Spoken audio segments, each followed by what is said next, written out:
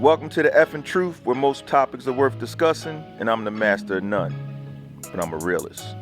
I'm your host, Chris Hurst, aka CH, aka The Truth. Now, these are my views and opinions, so don't sue me. So now, let's go.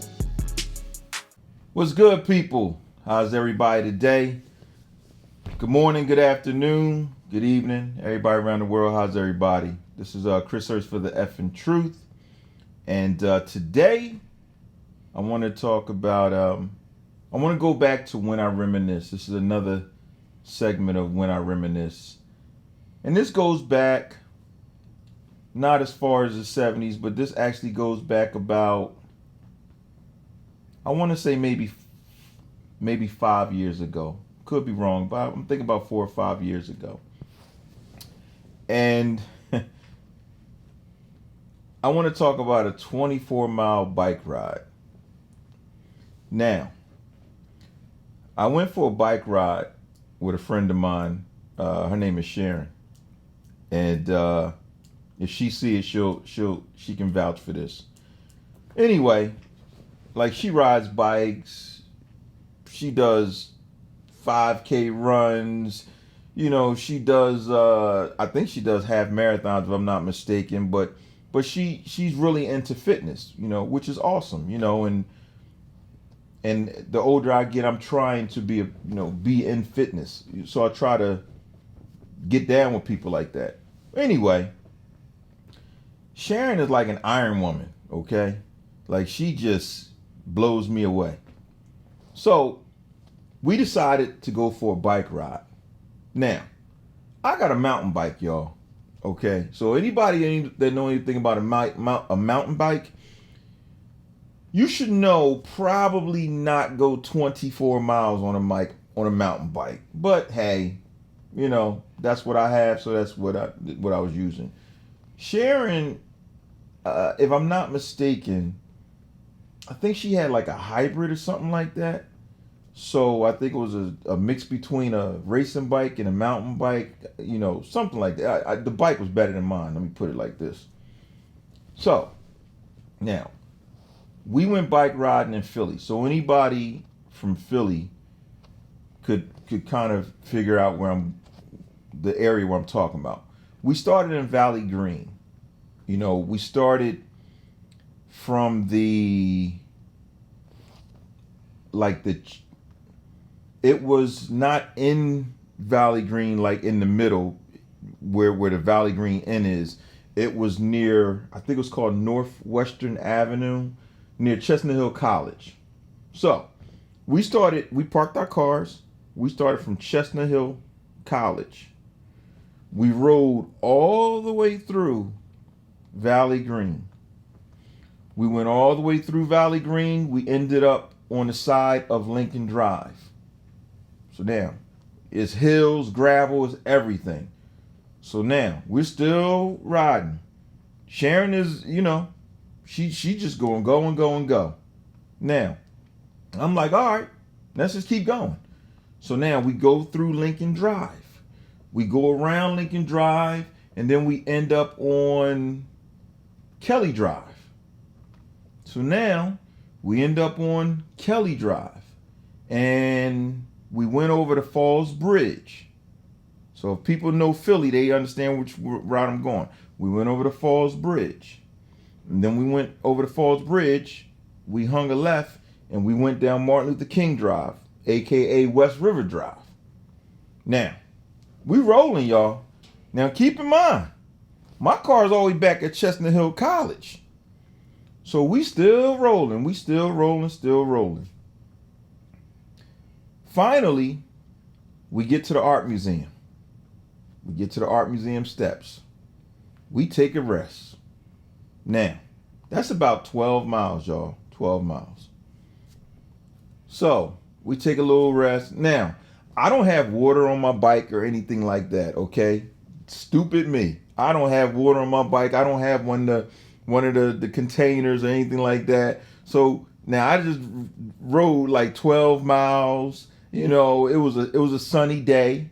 It was kind of hot. So now I'm a little parched. So we sat there for a little bit, got our energy together, and Sharon was like, "Are you ready?"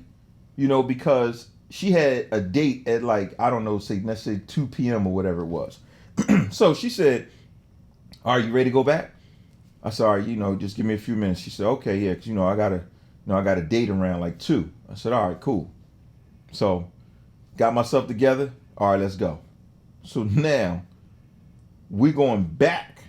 So now we go down Martin Luther King Drive, and we go all the way back, almost the same exact way that we came back. Now, y'all, remember, Sharon got this date around 2 o'clock. Well, guess what? Sharon started picking up speed, and I started decreasing speed. So, before you know it, I didn't see Sharon anymore.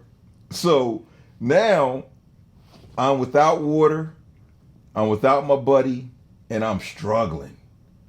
When I got to about the 20-mile mark, it was a wrap for me. Like, it was literally a wrap. Like, I got to the Lincoln Drive part. So I still had about like maybe 4 more miles to go, because you still got to go through Valley Green all the way down and get to the Chestnut Hill entrance. So I still had about 4 more miles to go. Y'all, I was done. So now I wasn't riding my bike anymore. I think the last 4 miles, I think I walked. I tried to ride, but I couldn't.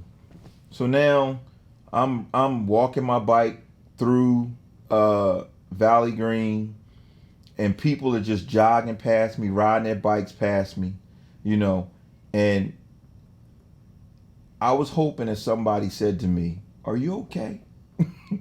But nobody would. Because if somebody said, "Are you okay?" I would have said no. And I think I would have broke down crying.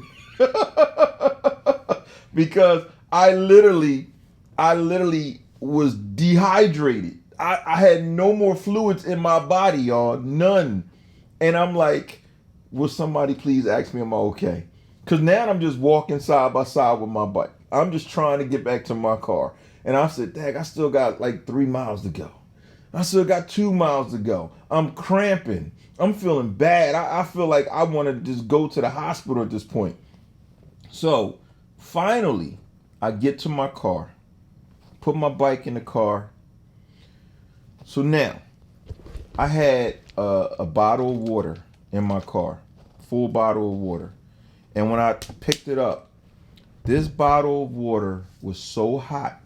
It was so hot that I was like, F it.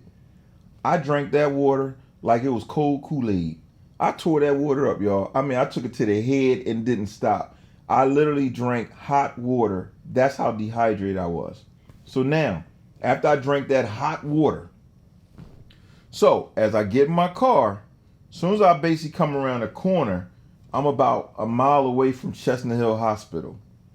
True story. So I'm in the car, and here's Chestnut Hill Hospital coming up on my left, because now I'm driving down Germantown Avenue.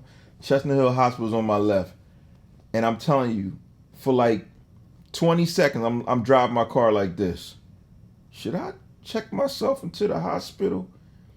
And finally, I started to turn into the Chestnut Hill Hospital, but I said, nah, I'm going to go to Wawa and go get a drink. So I kept on going. I went further down Germantown Avenue, stopped at the Wawa. Went inside the Wawa, got this big thing of water. I chugged that water down. Chugged it down. I still was thirsty. Went back in Wawa, bought another one. Chugged it down. And finally, I started to feel better about myself. Finally. And then, after that happened, I got one more, drank it.